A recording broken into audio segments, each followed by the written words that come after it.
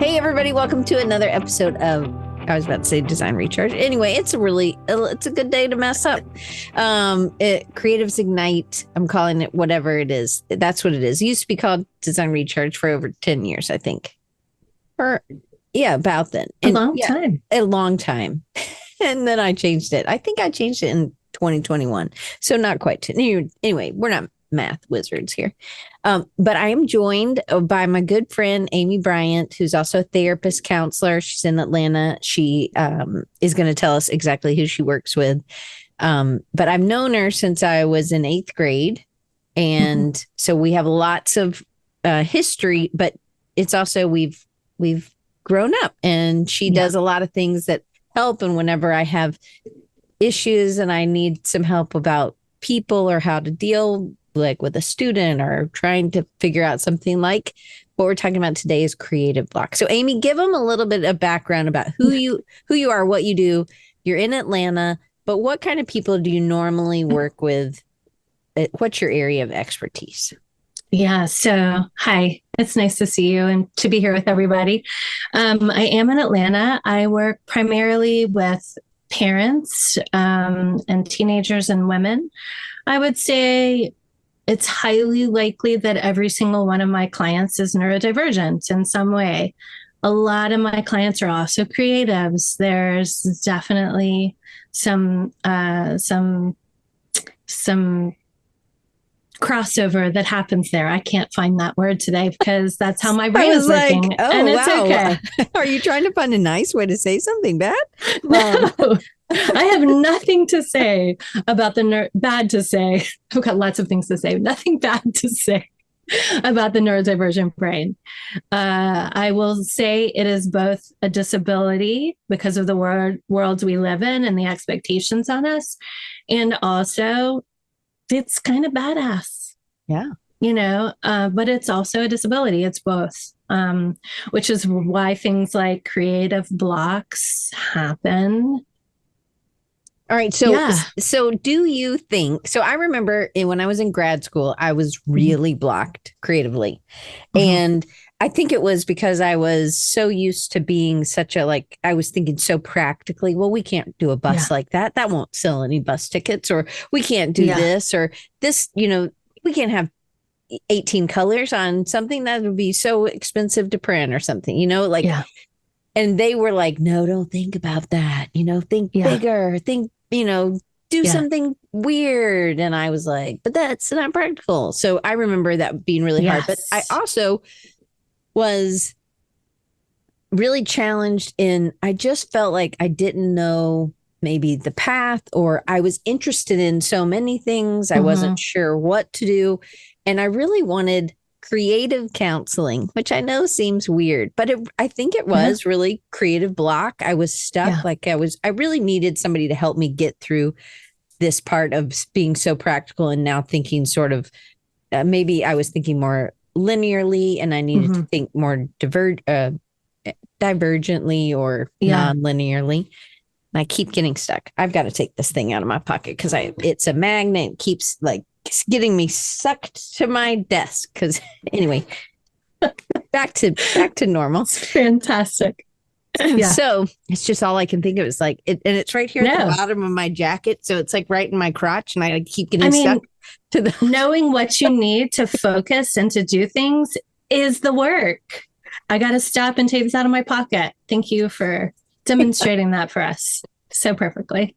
Yeah. Right. Well, so when I remember going to counseling and they were like, well, what's the problem? And I'm like, explaining this. And they're like, we've never dealt with this. And I'm like, so I'm kind of on my own. So it really did feel like this. But I wonder if, and I haven't done much research on this, but if you're dealing with people that are creative or are neurodivergent, some people think, oh, there is no such thing as creative block. Where do you stand on that?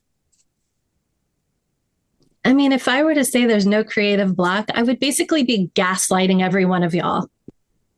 Right? Right. Because your experience is real and valid. And my job as a therapist is to understand your experience and help you identify what you need to move through that creative block intact as a whole person. Right. And then you know, like all creative fields, I think of therapy as a creative field, but there are therapists who want to do things this way. They're very linear. They want to follow the rules and they want to know what the rules are, right? I get it. Rules keep us safe, but not all the time. Sometimes rules are harmful, right?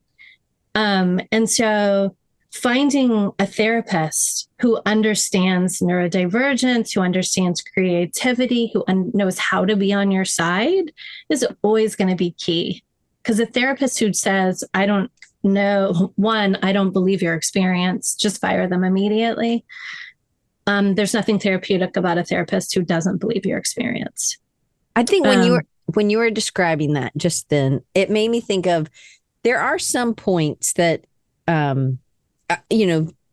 you have to put all the ingredients in the bowl, you mix them up, and then you put it into the oven. You can't just put the bowl in the oven or without any ingredients in there. You're not going to make a cake. So there might be some, but it really doesn't matter what ingredients you put in first or how you stir to the left or to the right or with a fork or with, it just needs to be stirred up. And I think to some of us, we need like a direct path, but to be honest, most of life, there is not a direct path. It's going to be different for everybody. Yeah. The super complicated part of life is it's not black and white.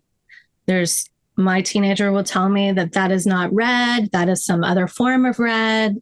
There's gradients of every color and every shade of black and every whatever, right? It's just not that simple and easy. It takes a lot of nuance. Some people are going to be into the nuance and able to do the nuance, and other people can't. That's just neurology. It's how their brain works. Doesn't make anyone less or better. It just is, right? And so then, there's literally creative counseling, right? How do we creatively help you see and understand yourself, see and understand what's blocking you and why? I have some really clear theories about what I think usually comes up when there's creative blocks. Okay. Okay. So Maura says she works Z to A and her husband works A to Z. So I think that you have to know what works for you. What works for you. Totally. Distracted. But sometimes there are still milestones that in between the milestones, you can kind of do whatever. You can put the eggs in, you can stir whatever way, but there is a milestone where you have to go in there are some things that we can't avoid doing. We can't, or it's going to lessen our life. So we have to, some things that you do is you help people get through some of those harder zones. So, we're talking about creative block. Why does it happen? Like, could you just take us through like what's happening in the body or in our brain, our nervous system when we get blocked? Yeah. So there's lots of reasons, right? It's, sometimes there's things we want to get done and we can do them easily. And there's other times there's things we want to get done. And for whatever reason, we just can't get started. We can't make it happen. We can't get off this doesn't make practical sense piece in order to let ourselves expand into the creativity space. And there can be a myriad of reasons from emotional and biological to what's going on in our nervous system. So I think a lot of times if you're full and you're relatively safe, typically what's happening is we're dysregulated. Right? What does that mean? So it means that some part of our nervous system, I tend to think of it as like our brain stem, which is always paying attention to what's going on. So I'm here and I'm talking to you and there's no cell phone that's distracting me because I turned it off and it's not in my pocket. And so generally speaking, I feel relatively safe, but my brain stem is still scanning. It's still hearing what's outside. It's hearing people walking by in the hallway.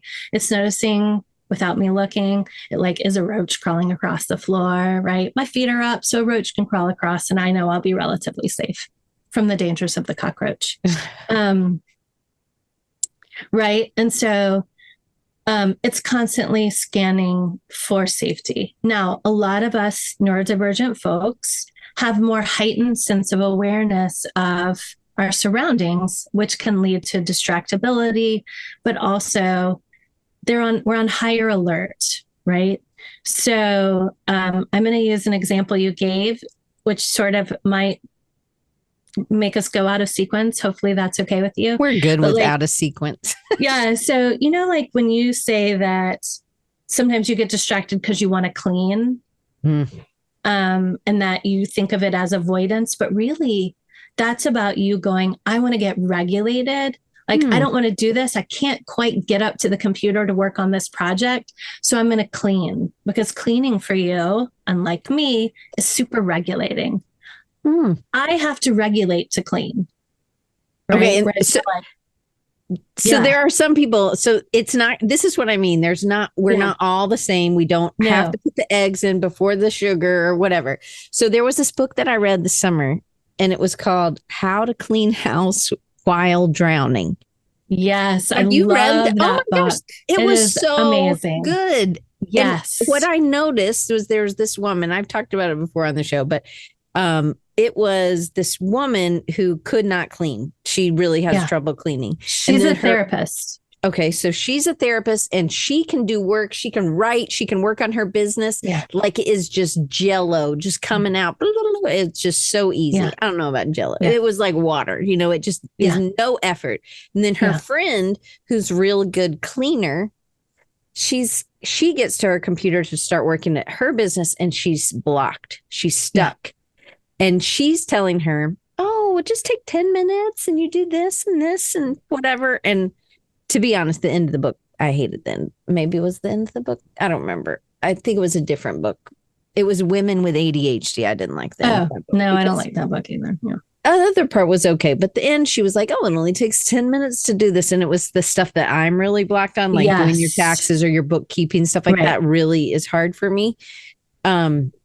But anyway, so I loved that. And I think it was free on Audible. So I listened to it, but she talked. So it was very similar. I cleaned, granted, I'm not very clean over there.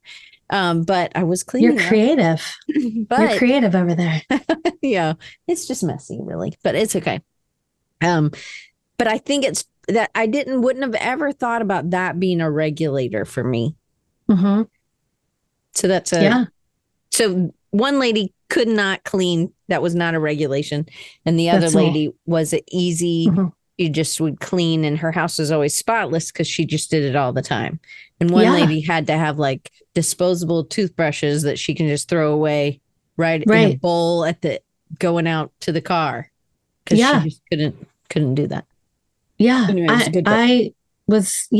I mean, and then what do we do? Like, what do you keep in your car for those things that you're not going to do until you're sitting at the red light? I'm like, oh, I could be flossing my teeth right now because I'm not going to floss it at home, because who wants to do that, right? Whereas other people are like, I totally could floss anytime. Who doesn't floss, right? I floss in the car. Me too. I'm a car flosser. I maybe got that from you, actually. I was like, I could floss also. I know. Yeah. I love anyway, you're already sitting there. There's nothing much you can do. I told my dentist about it. He's like, your teeth are looking great. Your gums are great. I said, I floss every day. How do you do that? What's you do in the car? It makes a world of difference. Yeah. 100%. Yeah. Anyway. Yeah. My daughter does it in front of the TV. No, who cares? Yeah. Whatever. Yeah. Okay. So then it's about what is hard, right? What is hard for you and what makes it easier? So like flossing in the car, keeping those floss strips in your door. So when you're parked, you can pull it out. Right. So strips, what those little pieces. Okay. Oh, you talking about little, I have the Glide, little, it's like a floss. The plastic piece. Yeah, I have the plastic. Yeah. I know what you're talking about. I was like, floss strips. Okay. I didn't know what you're talking about. Say it how I want. No, I'm kidding. No, I'm not really kidding. Yeah.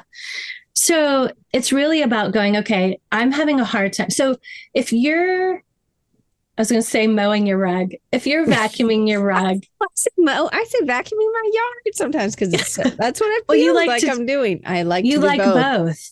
I do. That's it, right? So if you're vacuuming and you're saying to yourself, oh, I'm avoiding, I really should do my work, but I'm doing this because I'm trying to avoid my work. And you sort of have this negative slant, like, what I should be doing is this, but instead I'm doing this. It's not really helping your nervous system.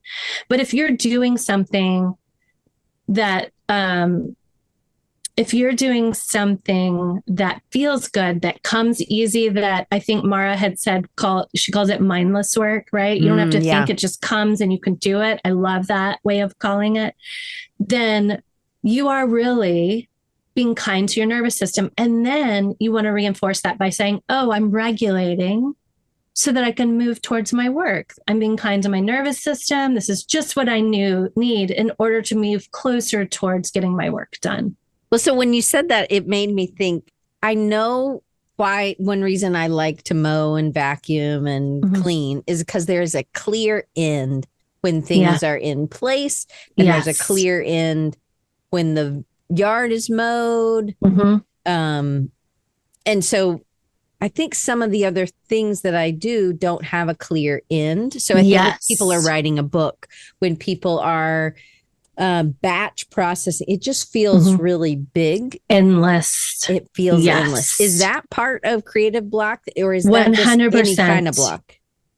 100%. And so then there's a couple of other things. So if I know I have to do a really big project and I haven't chunked it, I might not ever get started until I'm super close to the deadline, right? So chunking is super important. So if you know you have to do taxes, and I know this isn't part of the creative process, I'm really just leaning into our conversations, Diane. No, so let's say you have to do Everybody knows I have problems with taxes. Yeah. Then what you do is when you're vacuuming and you're soothing, you're like, okay, so let's see, when I sit down, I'm only going to collect the receipts that are in my wallet.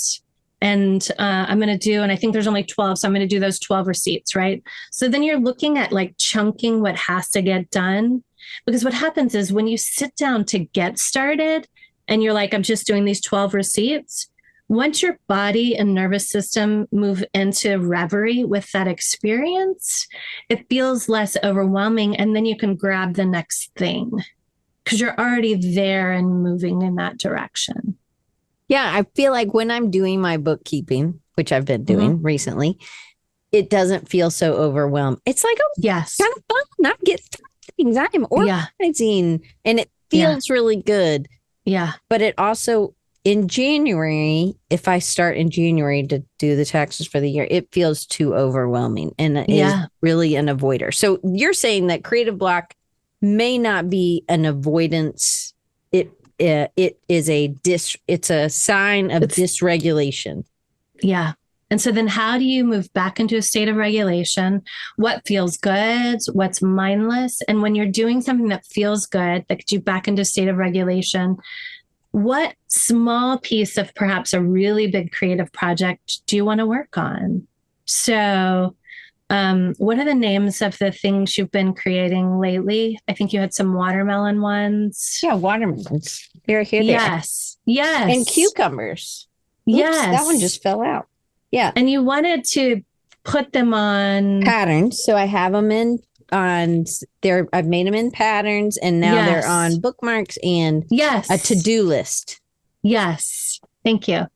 So knowing that you're wanting to do this big project, then it's going like, okay, I'm going to create like 3 watermelons and I'm not going to make them perfect, right? And I'm going to draw them and I'm going to enjoy it and I'm going to play with colors and I'm going to try to be curious about what shows up on the paper, right? And then you get started and then all of a sudden you've got 12 and then you drew some pickles and you drew some radishes. Watermelons now. Right. Yeah. Right. And so then it's just how can you get regulated enough to identify something that's like top tier to get started on? And then you let that top tier thing move you. No, I'm not going to lie. Sometimes you'll be like, I can't do that top tier thing when you sit down. So I might come up with 2 or 3 things. And I might have to be like, I'm going to sit down and write my to-do list. And then that can help me. Or I might say, I'm going to go through my billing and see who needs an email reminder to pay their bill. I might not send them the emails, but at least I'm going to go through and see it, right? And then once I see it, it's really easy to do.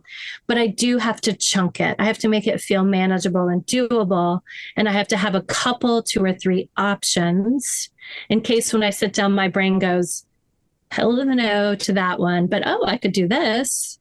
Yeah, I found that when I was trying to do, if I just sat down with the red paper and the green paper, I wasn't very good. But if I had drawn some watermelons on paper, so I got the perspective right or whatever.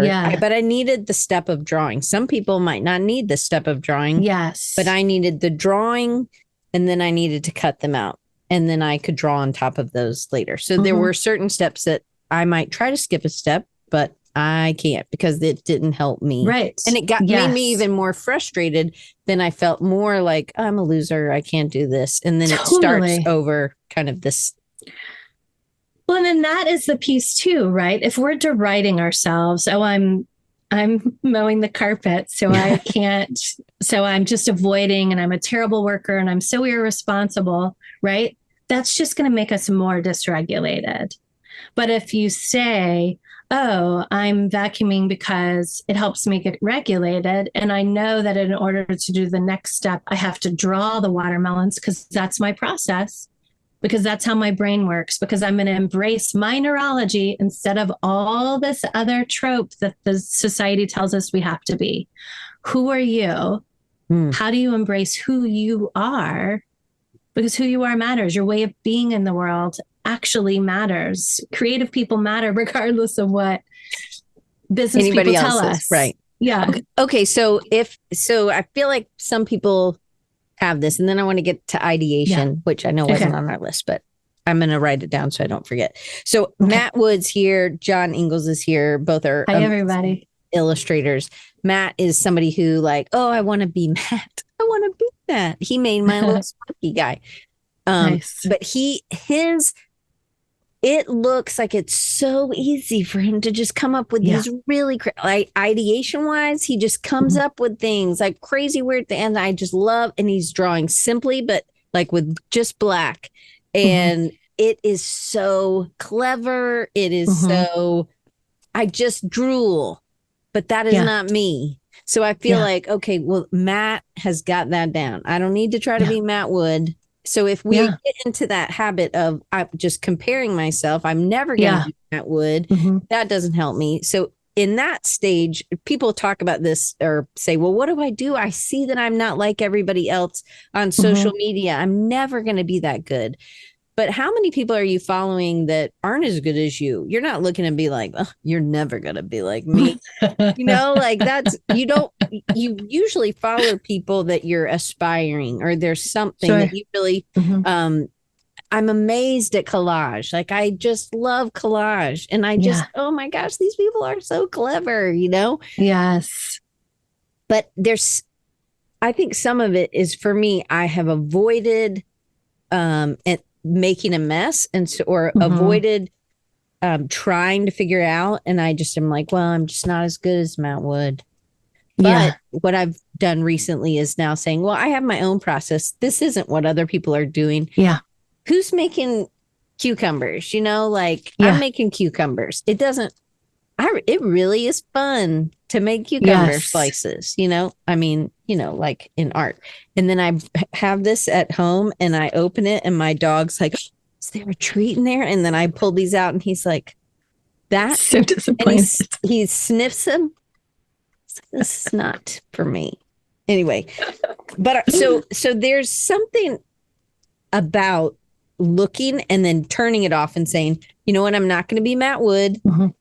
I'm going to be me, and I'm going to admire Matt Wood. But if I'm saying bad things to myself, maybe I need to not look at Matt Wood's work for a little bit. And also, and here's one thing to remember, Matt Wood, hi, Matt, is doing the things that he loves, and doing the things you love supports your creative process. It's trying to emulate Matt Wood that gets in your way of your creative process. Matt Wood better put his Instagram or something in the chat. I know, there, buddy. Right? We'll say it out loud. So, right. So like, that's why when you're like, I'm going to draw pickles or cucumbers, and this is so much fun. And then you can draw them forever. And you, like you said, I have like hundreds of watermelons now, right? You're in that reverie, you're creating, you're allowing, and then you're having these creative ideas. And then you're letting yourself go to practicality. Oh, I can turn them into bookmarks and wallpaper and placemats and napkins, right? Right. So when I start wanting to be someone else, then that's a dysregulation and I need to come back to a regulation. Well, there's something about what Matt's doing. Well, I think that's part of his regulation. 100%. He gets regulated doing what he's doing. You also were regulated doing what you were doing.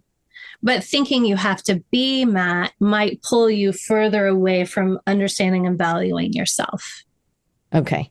And so that's where that agitation or that, lower regulation comes in. Okay. There's a link for everybody.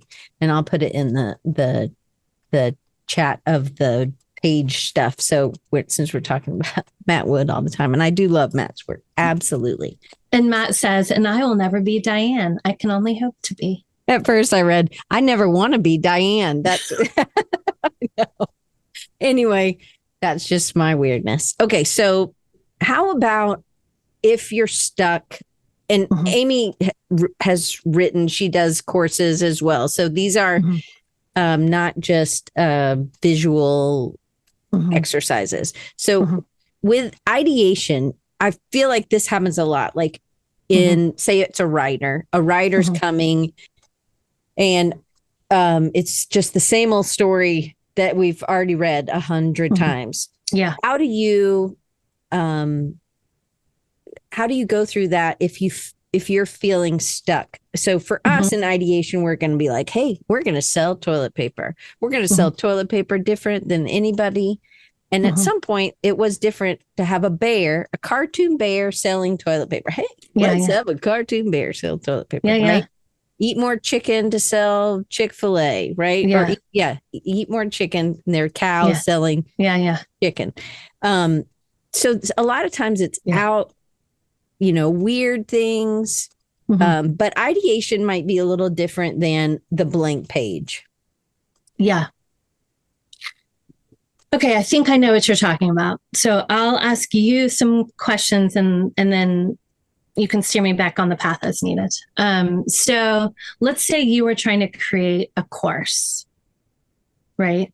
I would say to you, like, if you were to create a course, not like, forget about practicality right now, forget about what sells, what lives in you around this subject matter that makes you excited?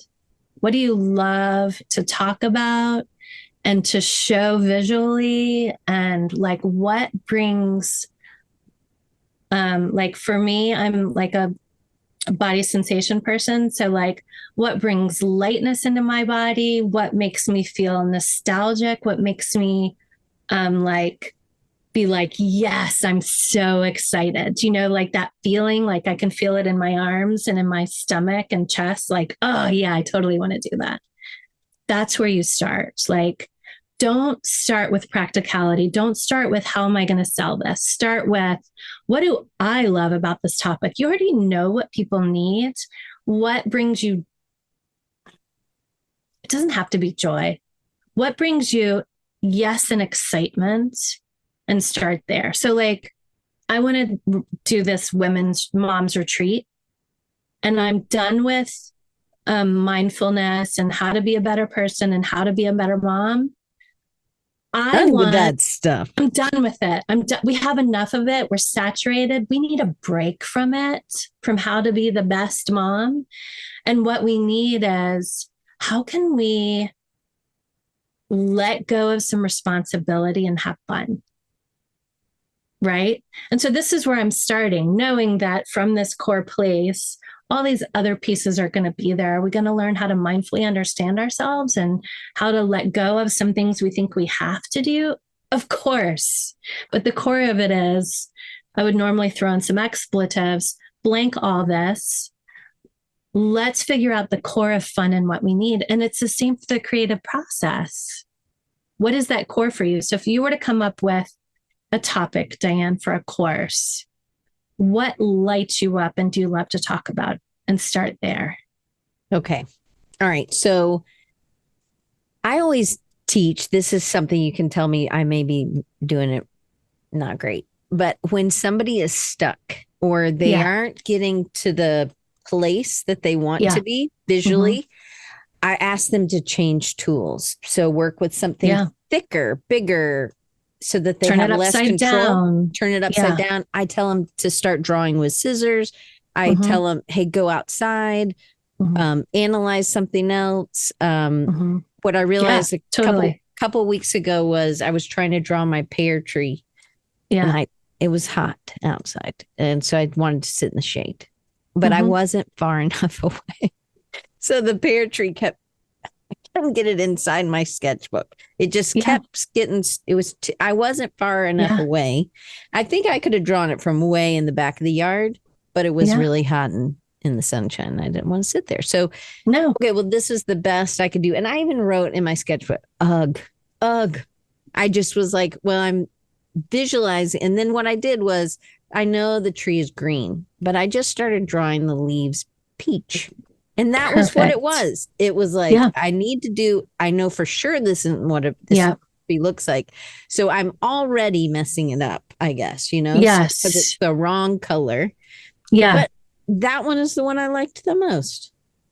Sometimes purposely messing it up is the way through, right? One, because perfectionism gets in the way so much.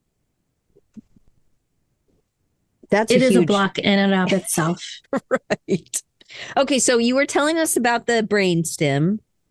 Yeah. And this is what's happening. So the brainstem is checking to make sure we're safe all the time. It's your autonomic nervous system. It's your fight, flight, freeze. It controls your heart rate and your breathing and your digestion. And, if a bear is chasing you, it kicks in and you take off down the woods. Or if you think you can't escape from the bear, it makes you pass out and collapse, right? Or if you really thinks it can win, you might turn around and punch the bear. I don't know. Try not to do that. We're adults. You probably can prevent from doing that. So that is sort of your regulatory core, because we're adults pretty much between the ages of 25 and 30. We can override that some ways. So find out, what is sort of those mindless things that feel good, that regulate you. If you really can't do it and you're like, I have to get this done, I have to get regulated, there's some really lovely things you can do. Downward dog, if you do yoga, is one of the ways to get back into regulation. If you like it, if you don't like it, it will just spiral you further. So the whole key is to do what feels good to you. The butterfly tap, so you're sort of tapping along your clavicle and you do it like, 6 or 8 times firm, but you're not like, bruising yourself. These are like nervous system hacks. You can look over your shoulder. You're literally telling your nervous system, we're cool. There's not a bear behind me, right? You just slowly look over your shoulder. Oh, okay. Right. You're just trying to move back into a state of regulation. This work, I don't have to get it perfect because this isn't the end result. I'm just trying to get started. Right. I'm just going to try to type some words. I'm going to try to create this character. I'm going to try to draw these watermelons. I'm going to try to crunch these tax numbers. So one thing is I don't know if you were just pausing, but I interrupt all the time. You're good. Okay. So there was this woman in Australia, and I can't remember her name right now, but she was like, she had a daughter that was on the spectrum, and she said her grounding thing, her getting back regulated, was to take her daughter outside and stand in the grass without her shoes. Yeah. Yeah. Why does that work so much? So this would, if you're really stuck, but you still need to get stuff done, 5 minutes outside or 2 minutes, a minute, 30 seconds outside with your... Well, it depends, right? Because if you're in the sun and you're too hot, you're not going to be more regulated. If the grass makes your feet itch and you don't like the feeling of grass, it's not going to make you more regulated. The key really is what regulates you. For me, walking in the woods is absolutely it for me, as long as it's under 80 degrees outside. Okay. Right? Going paddleboarding, absolutely it for me. I know those things will help me get back into a state of regulation. But if I don't have that kind of time, then it's something else. So then you have to go into those hacks. And then you do sort of those hacks, right? You're just really sending signals of safety to your nervous system. Make sure you've had something to drink. Make sure you've had something to eat, right? You don't want it to be blood sugar or dehydration. Those things happen. If you're a neurodivergent, you're probably getting hungry and dehydrated more often than you realize, because we get so in touch with our work, we forget about everything in the same ways that sometimes we can't even get in touch with our work, right? It's equal measure both. Okay. So for ADHD, it's not attention deficit. It is regulation of attention. That's all. Right. I literally avoid, and it feels like avoidance. Of course, you're dysregulated. Yeah. Right. And I think that I just think that was nobody knew to teach me to be regulated. I just felt, again, then it was like this cyclical thing where we're just saying, I can't do this. I'm not good enough. Something's wrong with me. Like, something's wrong with me. When Maura said she does it from Z to A and her husband does it from A to Z. Well, if she's been told she does it Z to A and Z to A is correct, then it doesn't matter. Then that's fine. Right. But when you've been told you do it backwards, it makes you feel like, right. Totally. So when you're noticing that you're avoiding, you just go, oh, I'm trying to climb the wall. So how to ADHD calls it climbing the wall of awful. I'm just climbing the wall of awful to do this. This is just my process, right? Mm-hmm. This is how my brain works. This is my nervous system going, this feels like too much, right? So having some things that are longer things like paddleboarding or walking in the woods that may take hours.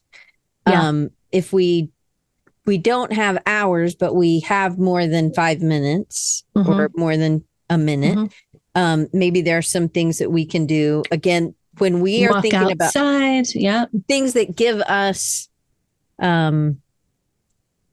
feel mindless, like Maura said, what are some other things that are there will be just different, but are there any other triggers that can be like, oh yeah, I really like cooking, or I like it could literally be anything. I will sometimes, if I know I have to do something, I have this spades game on my phone that I play, and it will get me back into a space of regulation, right? In the same way that it can dysregulate people, it can also, so Maura said putting ice on the back of her neck, that is one of the best hacks. It will immediately put you back into a state of regulation. The Valsalva, or the diver's reflex, where you splash cold water on your face, also gets you back into a state of regulation. Eating something crunchy, ice, carrots, all of that is very regulating to the nervous system. Chewing gum is a great way to be regulated. ADHD kids should always be able to chew gum in school. You just have to teach them what to do with it when they're done. Yeah, right. Not put it behind their ear. That didn't work for me. No, and try not to swallow it all the time. Don't stick it under the desk. Oh, yeah, that's gross. Mm-hmm. Okay, so it's good for us to know what that is. What does stop us? Maybe it's just that let's get these 12 receipts or these 12 sketches or whatever, the small amount. Chunking is a huge one. Yeah. Okay.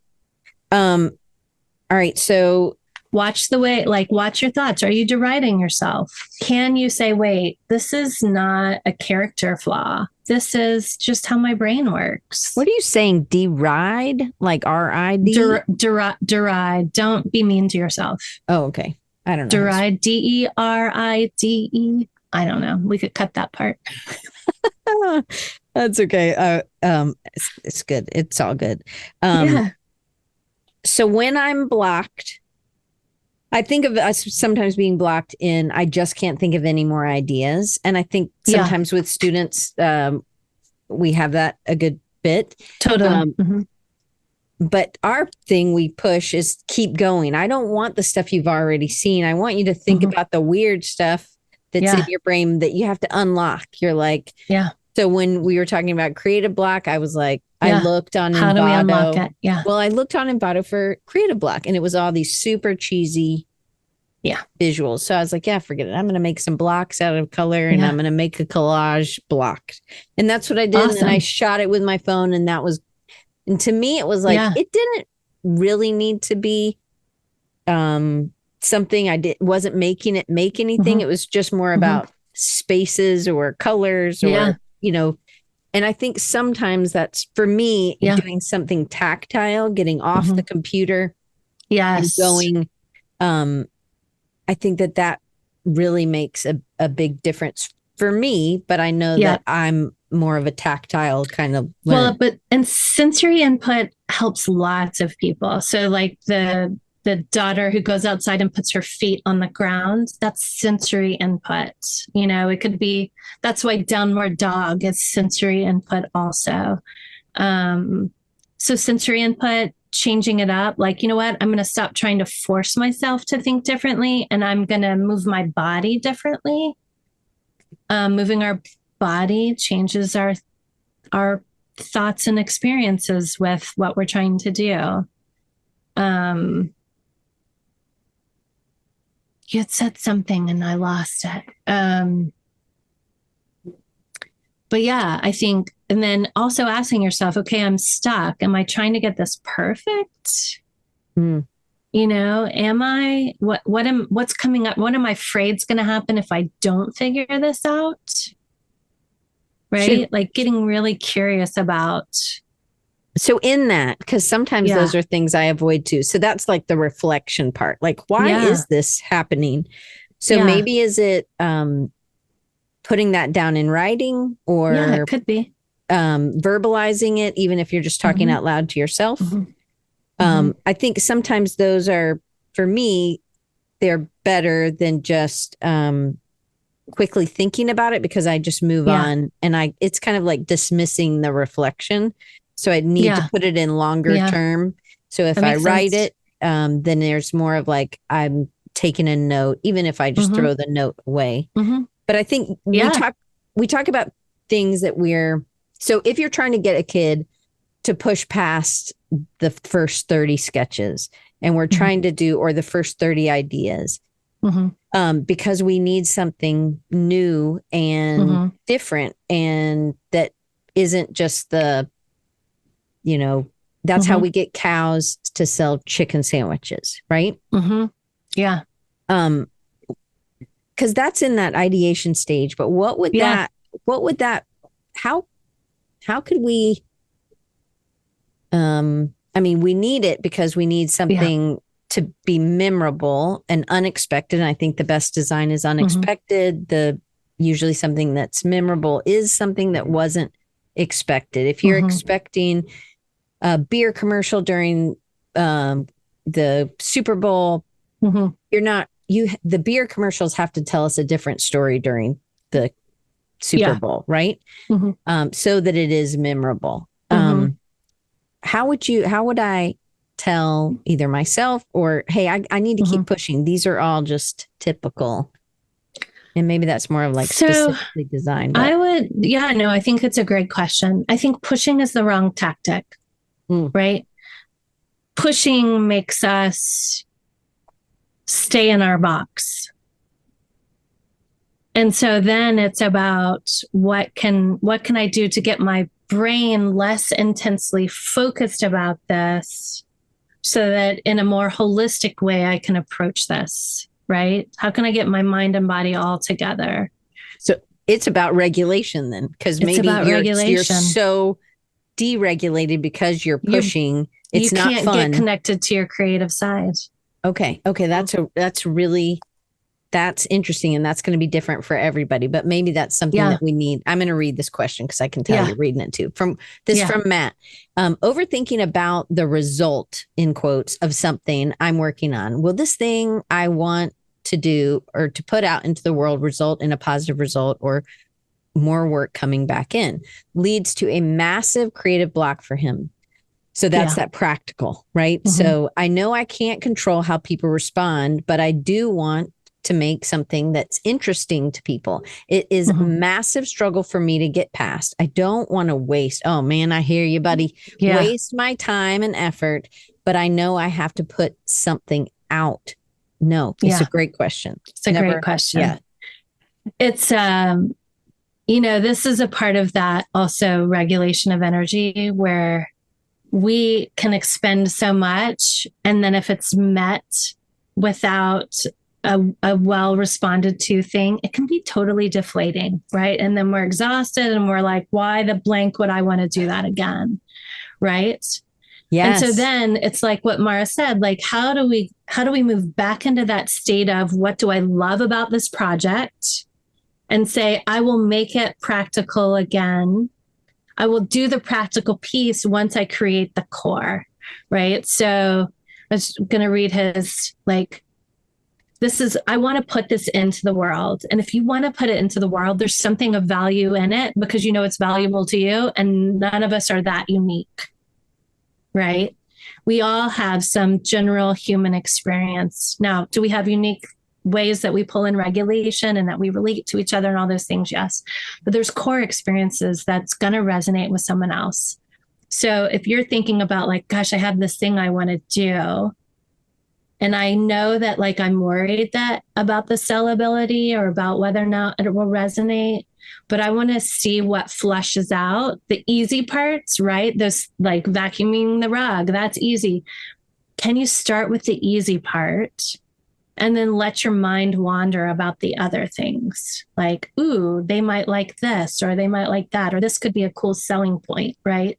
You know, like when you're in the shower and you have your greatest, I've been writing songs lately. So when I'm in the shower, I come up with the greatest lyrics, or if I'm just waking up from sleep or about to fall asleep, you know, those times when you don't have a pen and paper. So can you let your mind wander during those times for those more difficult pieces? And can you get regulated in that moment? Like Mara said, drop the expectation and get into that state of reverie. Like, this is what I love. And then there's something to say worth exploring about what does happen if I do all this work and it doesn't result in a positive thing, or it doesn't bring more leads in.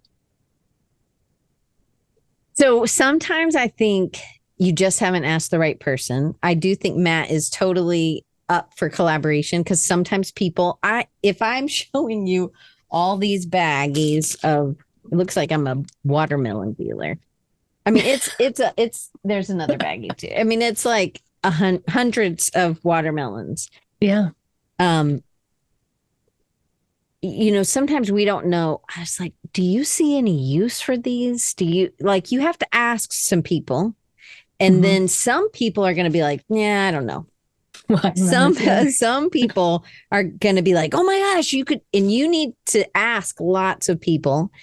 And there was somebody I was talking to that does pattern design, and they were doing licensing and they were getting something licensed, and somebody looked in their sketchbook and they saw something that they would have never thought that would have been something that anybody could use. It was really, I think this was Amaryllis, and I can't remember if Amaryllis was last week. I think she was, but she was talking about I didn't think these playground things would have been, I wouldn't have thought anybody would have seen, hey, I want to use this.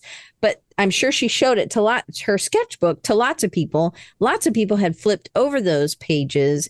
But then some people, I think you just have to show it to the right people. And you have to, if you're showing it in a big, like on stage, that's probably not it.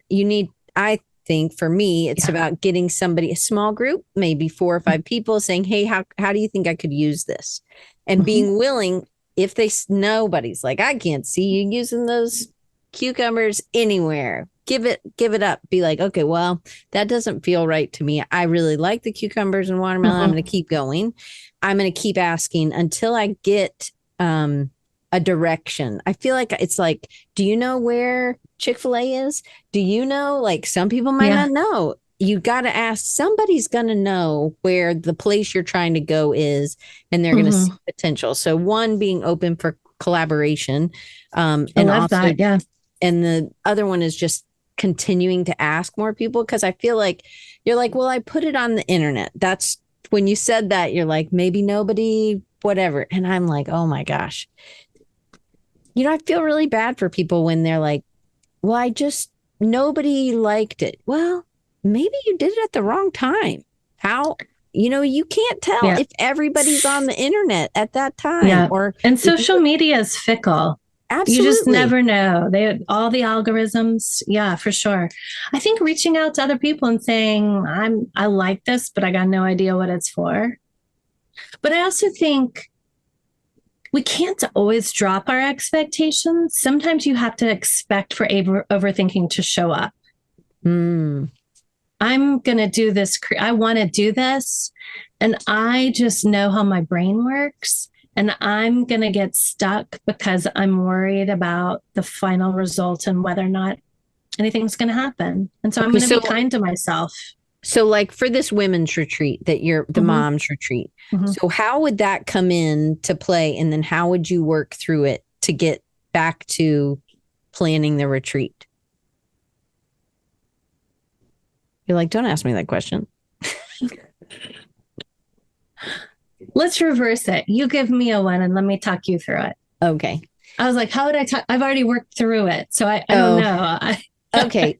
All right. I'm going to say I have, can we do the watermelons? Of Just course. pretend like I haven't done a bookmark and a to-do. Okay. I don't think that's the end of the watermelons, to be honest. Okay. Like I think there's some gut things, but does it take work for me? Yeah, there's some more things I can do with these watermelons. Okay. So let's say we'll lean into what Matt was saying. So let's say you're stuck and you're overthinking it and you're just holding these watermelons and don't know what to do. So I would say to you, okay, so overthinking is something that you do. And I actually know this is something you do, right? So like every time you move into your project, when overthinking shows up, you go, oh, overthinking's here. I'm worried. I'm dysregulated, right? What's the worst that can happen? The worst that can happen is you spend some time drawing some watermelons and you really love it. Right. I had fun. But you had fun. The worst thing would be that I wasted my time, because I'm going to bring that into, because Matt talked about that. I wasted my time and I wasted some resources. So the ink or the paint or the crayons or whatever. Yeah. And time, scanning, whatever. Yeah. Okay. And then wasting time and resources leads to what? Then I need to go on Dick Blick and buy more resources. Yeah. Right. And so then it's wasting money on something that's not making me money. So it's like a spiral in my head. And then you waste money and then what? And then you run out of money. I'm a failure. I run out of money. I don't have a place to live. Right. Yes. Yeah. Right. Okay. And so then it's just going, okay, this is all overthinking. None of this is true, right? So far, I think Matt, probably based on what Diane has said, and Diane, based on what I know of you, y'all have not gone there. Your work has produced results and brought in more things, right? So reminding your nervous system, hey, you know what, buddy, right now we're safe. Overthinking is here because I'm worried, and worry is here. And that's okay. These are normal human emotions and responses to big ideas and big feelings we have. And it's okay to be here. Hi, overthinking. Welcome to the table. We're going to get to you. But right now, I'm dreaming into this thing that I want. I'm dreaming into this joy I'm getting from drawing the watermelons and the cucumbers. And let's see what else is here. Because they're just so loud at the table. I can't even You have to acknowledge them. Right. But are you trying to push them away? I'm trying to put them in the closet and shut them up. Right. No. But instead saying, hey, I see you're here. That could be, I'm inviting overthinking them. Going, what's the worst that could happen? I have to live with Amy in her basement. You're welcome. There's a bathroom down there. Yeah. We're about to get the mold taken care of. Tiny bladder. But nothing is getting me on the street. Right. right? It's got your tiny bladder thing. Yes. Yeah. Well, you mentioned I had my own bathroom down there. So, but like those things are, I don't really think those are happening, but because I'm not giving overthinking at the table, it's just shouting. And so I can't hear anybody else. And so because I'm trying to avoid it and say, okay, do you really think, Diane, you're going to have to end up living in Amy's basement with her mold? Right? No, we're not going to. She's going to get the mold fixed and you can live down there. I will get it. It's almost done. Yeah.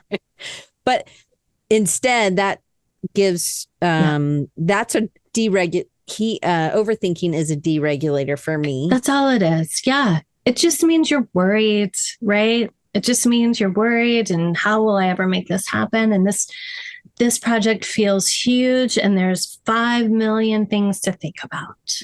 Right? But maybe I just need to do one at a time. If a bookmark's really easy, let's get the bookmark done. Do the one easy thing. Yeah. And then go to the next easy thing. And then you have this whole slot of watermelon things that now I am a watermelon dealer. Yes. Yeah. Do you think we answered Matt's question? Matt? Oh, I'm a prolific self-editor when it comes to self-promotion. I've learned to turn that off when making art and allow myself just to enjoy it. I think that comes out in those pages, Matt. That totally comes out. So what if we try to not dysregulate? No, we don't want to. We got that one down. We don't even have to try. What if we try one thing, looking over the shoulder, we try the tapping, nothing's working. Yeah, you might be trying too hard, right? You might have to invite those pieces of you to the table. I'm dysregulated. What am I worried about? Right? And you write down all the things and you say, okay, well, what's one thing I could do? What doesn't feel like the worst thing ever? Well, I guess I could turn my computer on. Like if I have to do something I really don't want to do, like I can't do Instagram promotions right now. I just can't create one more thing. I'm a therapist. I just stopped doing it. It's fine. Yeah. It's not my livelihood, really. It's not your livelihood? It's not. Yeah. So, but if I were to like recommence that and putting out content for people that I think people find helpful and then they want to contact me sometimes and work with me, then I will be like, you know what? I'm going to sit in front of the TV and watch my favorite show and turn on my computer. And then I might be like, oh, I had that one idea about helping kids say no to adults. And so I might create a creative piece around that. And I might get in touch with my inner rebel and like say all the worst things that I would never tell kids to say, but that help me get in touch with that. Right. And then I bring in my adult owl wise brain and go, let's make this more, more helpful for kids, And so I've gone from watching TV to turning on my computer to opening Canva to like seeing this really cool Canva template to having an idea pop into my head to being like, I love this topic. Let's raise rebels, right? To the most rebellious thing I can put on the screen to like, and then the next thing I know, I've stopped watching, whatever zombie show I might be watching. And I've created like 12 Instagram posts. Right? Watch zombies. I can't stop. It's ridiculous. I know. So if there's a zombie apocalypse, Diane, just come to my house. Okay. All right. Okay. Amy, thank you. I hope this was helpful. Zombie watermelon will be like blue and purple watermelon. We are doing these pretty regular. We're trying to do them every other month. So if you guys have something that you want to ask Amy or a topic that you want us to cover, you can email me at diane@creativesignite.com. diane@creativesignite.com. It'll be down below, but now let me tell you how you can get in touch with Amy. You can go to wildchildcounseling.com, and on Instagram, which she's maybe not creating content for right this moment, is at wildchildatl because she's in Atlanta. And then on Facebook, it's facebook.com/wildchildcounseling. everything's spelled normal. Anyway, thank you, Amy, for doing this. Yeah. Creative block is big, and it has lots of things. It's big. But what I've learned is that I need to, when I'm stuck, maybe I'm dysregulated, and then I need to go through to find how to regulate. If it's a 30-second regulation, a 5-minute regulation, or maybe a 2-hour regulation, I need to do those things. So, yeah. Thank you, Diane. Thank you, everybody, for being here and for your comments and questions. That was awesome. Thank you, Amy. Oh, and next week, so that I didn't bring the new book, but Nikki Villagomez, she's in South Carolina. Or no, she used to be in South Carolina. When she did this, she was in South Carolina, but now she's in North Carolina. She's in Charlotte. And this was book 1. And this was with Howl Books. And now she has a self-published. Her second book is also really cool and good. And so we're going to talk a little bit about self-publishing. It's the same kind of topic. It's culture and typography. This one was how culture affects typography. This one is about font pairings. Who doesn't have trouble font pairing, right? I mean, seriously, you might even have trouble in Canva font pairing. 100%. It is hard. And it's hard to know what, but her books are so full of ideas and insights and a whole bunch of old stuff that she's taken pictures of that she's like, does this work? I think this works because, or I don't know why people are doing the apostrophes this way, or it's going to be really cool. So the font pairings are, yes, she did. She did used to teach with you, Stephanie. She was at University of South Carolina in Columbia, but then she moved to North Carolina. So, but she is on next week, and I hope you guys join me. I'll give you the link for her book next week too. Both of them are good. I have this one here, and the other one is at home, but I'll have them both here next week, and it's just full. I mean, both of them are just full of awesome signs for all of us who type out in the world. It is amazing. And it's just really good, juicy things to look at. So I hope you guys will join me next week with Nikki Villagomez. And Amy, thank you. Thank you. Everybody have a good day.